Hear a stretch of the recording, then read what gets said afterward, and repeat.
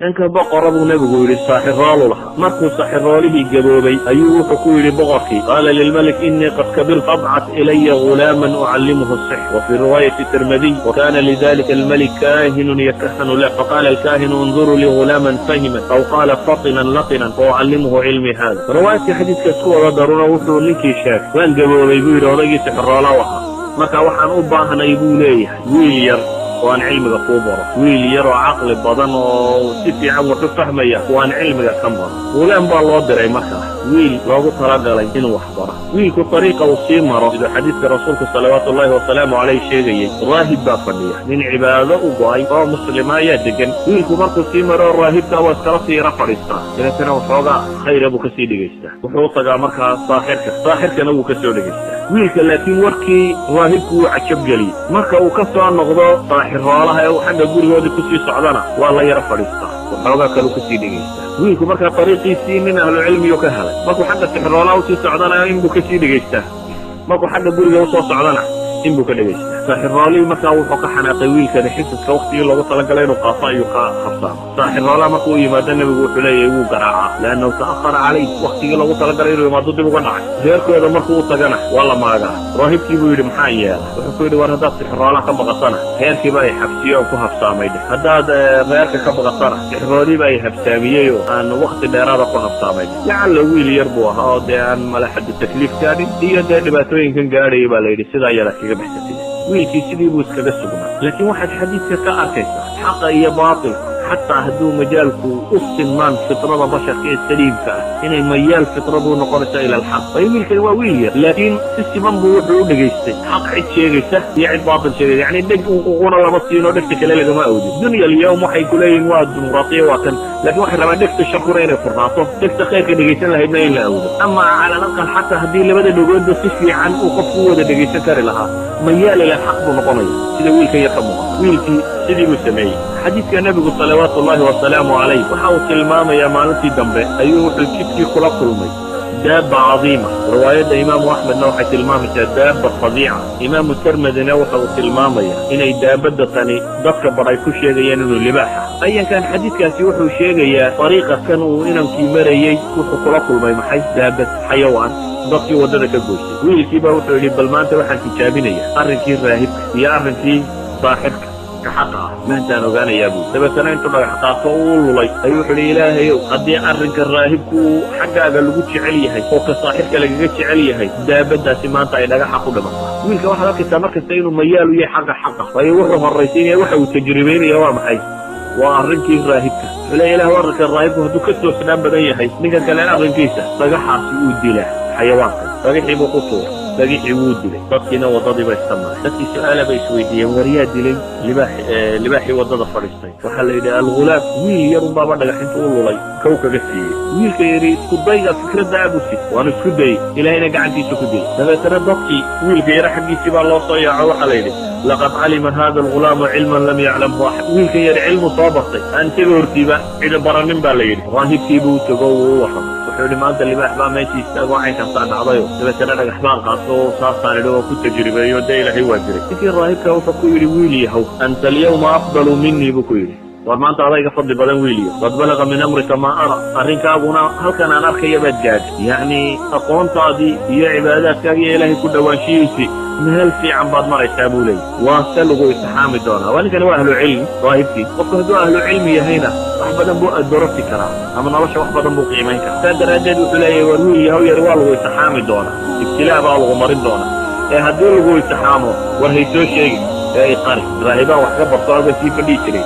waxbaa loo odhanayna ay qari buu yidhi wiilka ilaahay karaamaad buu ka muujiye kale oo ah dadku buu u duceeya kuwa loo keenaa indhahaba aan ku dhalanin dabeetana wuu u duceeya unoo ilaahay indhaha u bixiya dad baa loo keenaa baraskaba wada caddaaday dabeetana waa u duceeya unoo ilaahay subxaana wa tacaala waa bogsiiya nin boqorka xaashiyadiisii ka mid iyo raggii la fadhiisan jiray ayaa maqlay oo indhabeelay ayaa maqlay wiil yar baaba inta loo tago un la bogsadaa hadiyado tiro badan le intuu soo qaaday buu wiilkii yaraa u yimi wuxuu yidhi niya waxaanse adduunan aadaan kuu sida waxaanse kaa rabaa inaad caafimaadsiisid buu yidhi wiilkii wuxuu yidhi innii laa ashfi axada wiilka yar ilaahay buu rumaysan yahi haddii ilaahay gacantaadaba karaamo ka muujiyo ilaahay inaad u celiso weeyaan inaad ku faanfaanto sheegato tira aniga hebel baa la yidhahdaa karaamooyinkaygu waa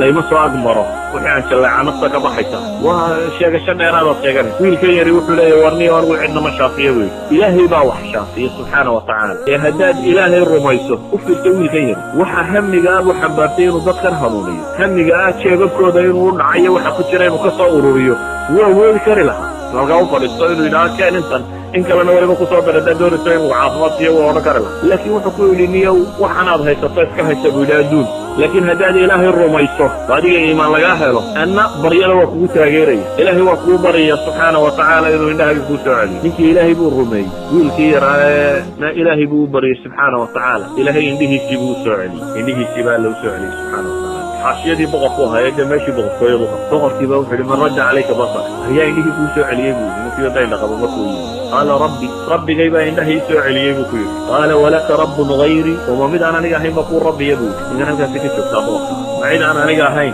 ayaa adiga kuu rabbiya qaala rabbii wa rabbuka allah aniga iyo adigaba ilaahay baa inoo wada rabbiya buu ku yidhi dabeetana wuxuu yidhi alla soo jargaray alla ciqaabo waa la qaado waa la ciqaabo sidii loo soo jargaraynayay buu yarkii soo sheegay niyo ninkaa yar baa ilaahay ii beriyo ee caafimaad dabeetana aan helo wiilkii baa la keenay wiilkiibuu boqorku wuxuu yihi bunay qad balaga min sixrik ma tubri'u lakmaha walabras watafcal watafcal war wiilow buu yidhi ma maanta sixirkaagii gaadhay inaad indhoolayaashii isagu daa wiilkan yar sixirrool u dirtay leedi sixirkaagii ma wuxuu marayaa buu leeya inaad indhoolayaasha iyo kuwa baraska qaba caafimaad siiso waxaan samayso wiilkii baa wuxuu ku yihi laa ashfi axada inamaa yashfi allah waar anigu cidna ma caafimaad siiya buu ilaahay baa dadka caafimaadka siiya subxaana wa tacaala wiilkii yaraa buu yidhi isna ha la cadayo caqliga tuqaaduf waa ama ha lay raaca ama waan idin laynaya waa caqliga dadka qooqa ama waa lay raacaya ama waa idin dilaya ninkani waa kibro waa qooqa dabeetana wuxuu ku leeyahay wiilkii yaraa markuu yidhi rabbi kalaan rumaysanahay isna ha la tumo buu yidhi wiilkiina waa la garaaca wiilkii yaraana raahibkiibuu soo sheegay raahibkii baa la keenay waxaa la yidhi waa kan ninka waxaan oo dhan ka dambeeya sixirkan iyo waxaan oo dhan dadka soo baray diinta ka noqon buu ku yidhi raahibkii ninkii raahibka wuxuu yidhi anigu diintayda ka noqon maayo wuxuu yidhi ninka kan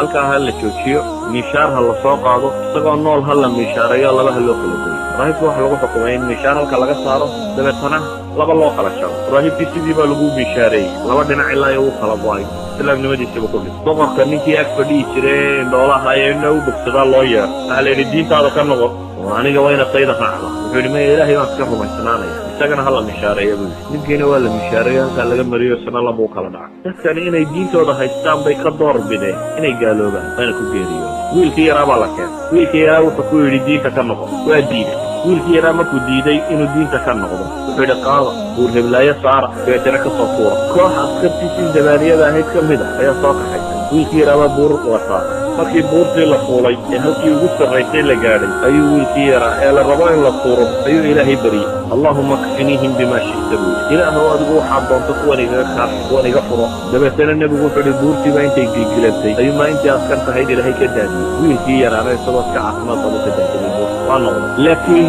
muu iska tegin wiilkii yara muu isodhana leelo adiga jaarkeele haddaba baxdo hammi buu sidaa xadiidkana waxaynu u deliishanaynaa waa masalan hamuuma ummad inuu badbaadiye hami abuu sidaa naftan halkaad dhigtaa iyo xagay ku baxsanaysaa maaha se warwarka ku haysa ee waxa warwarka ku hayaa wuxuu yahay ummadda tan si aad u hagi kartaa ama xaqa aad u gaadhsiin kartaa wuu soo noqday markaa wiilkii yaraayo isagoo soconaya ayuu wuxuu u yimi boqorkii wuxuu ku yidhi maa facala asxaabuk ciidankii aan kugu daray nimankaan kugu daray maxay sameeyeen kafaanihum allah buu yidhi ilaahay baa igaga filaaday buu yidhi kuwii aad ugu dar wax kaluu ku daray wuxuu yidhi doontaa yar ku qaada badda bartankeeda geeya markaa badda bartankeeda geysaan ka tuuroo iskaga kaalaya haatana door baa la saaray wiilkii yara ciidan kalaa qaaday ciidankii buuruhu waxba tari waaye ciidankii baddaa lagu daray ciidankii badda wuu wado badda bartankeedii buu geeyey waxay idhahdeen ama diinta ka noqo ama waa kaa tuurayna iyagana wuxuu yidhi allahuma kfiniihim bimaa shi'ta kuwana ilaahay oo wixii aad doontay iga kaafi buli iyana iga qabo hashii yaraydun baa ilaahay xagga kale u rogayo isaga mooyaane intii kala qubatay isna ilaahay waa soo badbaadiyey subxaana wa tacaala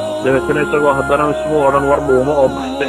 isagoo soconayuu yimo boqorkii buu yimi boqorkii markuu yimi wuxuu yidhi war nimankii mayaan kugu daray ciidankii badda xagay ka dhace wuxuu yidhi iyagana ilaahay baa iga kaafi yeelay laakiin buu yidhi boqorow ima dili karaysid ilaa iyo inaad yeesho mooyaane waxaan anigu ku amro adigu ima dili kartid ilaa iyo waxaan ku amro aad yeesho mooyaane waa maxay buu yidhi waxa aad rabtaa wuxuu yidhi dadkao dhan isugu yeeh meel qura isugu wada keeg dabeetana aniga kanaanadayda yani kanaanada waaba jucbadan yara lagu gurto gamuunka leebabka qandiga yar aan leebabka anigu ku sito leeb kala bax qaybadkayga ka mid ah dabeetana marka aad qaantada bartankeeda dhigto waxaad tidhahdaa bismi illaah rabbi algulaam magaca ilaahay baan kaalmaysanaya rabbiga ghulaamkan yar ayaan kaalmaysanaya wiilku falsafadu watay waxay tahay inuu dadkan ilaahay ka dhaadhiciyo subxaana watacaala hamiga kan buu xambaarsan yahay wuxuu ogolaya inuu isagu dhinto laakiin waxa uu rabaa hamigan uu sido inuu natiijadiisa gaaro walidaalika boqorkanna wuxuu rabaa inuu qaacidadiisa fashiliyo iyo inaanu isagu rabbi dadka u ahayn isba inuu rabbiga qabsanayo rabbi algulaam inuu isba leeyahay wuxuu yidhi intaad caynkaa tidhaahdo igu soo tuur dadkii oo dhan baa meel lagu jamciyey ummaddii markay isu timi ayuu kanaanadii yarka intuu qalqaasto bahalka leebkii kala baxay oo yidhi bismi illaahi rabbi algulaam dabeetana waa ku ganay dadkana dhafoorkay kaga dhaca wiilkii yaraa meeshii buu farta geliyo naftii baa ka baxay dadkii uu soo ururiyo dhamin markaa waxay dhahdeen aamanaa birabbi algulaam dadkii meesha isugu yimi oo dhamin wiilkii buurta laga tuuree dhiman waaye badda lagu ridee dhiman waaye si kasta loo gala ilaahay dili waaye wuxuu ku dhintay in la yidhaahdo maxay bismi illaah rabbi algulaam dadkii waxay dhahdeen waxaanu rumaynay rabbigii wiilka kale boqorkii wuxuu yidhi iyo xaashiyadiisii waxaa la yidhi soo maaragtid boqor wixii aynu ka baqaynay unbaa inagu dhacay wixii laga cabsanayay dee waxay hayday wiilkan yarba marka hore loo waday iyo raahibka iyo ninkii xaashiyadiisa saddexda nin ba wixii la rabay in loo dila waxay ahayd un xaqa iyo dadka in la kala dhex jeedo ahlu baatilku waan ku dili mooyaane xujo kale ma hayo in ahlu baatilku markuu xujo waayo waxa qura uu eegaa waa maxay waidaa batashtum jabbaariintii weeya yani waan ku diliyo waan kaa xoog badna iyo naftaan kaa goyn waa intaas mu'minkana naftaan kaa goyn shaacirkii soomaaliyeed muxuu lahaa muslimkuma cabiidsamo walloon madaxa kaa goyn shacradii soomaaliyeed oo hore nin ka mid ah amaan buuxamsi reegowga ninkii loo diray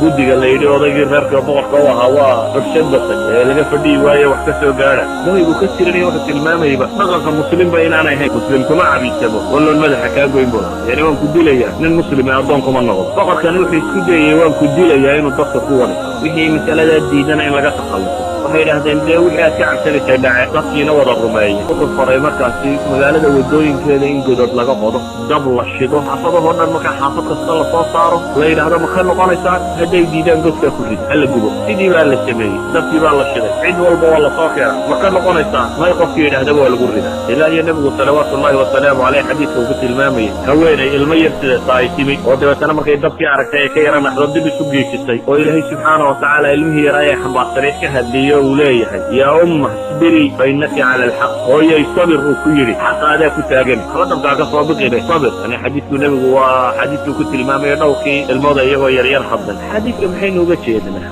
xadiidkan oo dhan waxaynu u deliishanaynaa masala waaxida ilmahan yari wuxuu xambaaray hami ah inuu bulshada wax ka bedeli karo ilmo yar laakiin wuxuu xambaarsan yahay hami ah ma sida hamiga ah naftan halkaa dhigtaa xagay ku baxsataa si aad ula badbaada waayo hadduu kaa xambaarsan yahay maalintii buurta laga tuuray ee ilaahay kuwii kale ka riday muddo isna iska baxsan lahaa boqorka kuma soo noqday ama badda markii laga tuuray ayuu iska soo noqon lahaa isagoo raba inuu meeshiisa ku soo laabto laakiin waxa uu xambaarsanaaba waxa hami ah in uu isku dayo in umad badbaadin karo idan ikhwati fi lcaqiida waxaynu leenahay insaanku waa hamiga uu xambaarsan yahay humuum insaanku hadduu hami badan sido oo hami weyn xambaarsan yahay wax badan buu bedeli karaa hadduu aakhiro rumaysan yahay wax badan buu bedeli karaa hadduu laakiin hamigiisu ku kooban yahay naftan oo keliya waxaa iska yar waxa uu bedeli kara waxaan leenahay camal kasta oo jaliil oo aad aragto waxa qabtay dad humuum waaweyn xambaarsan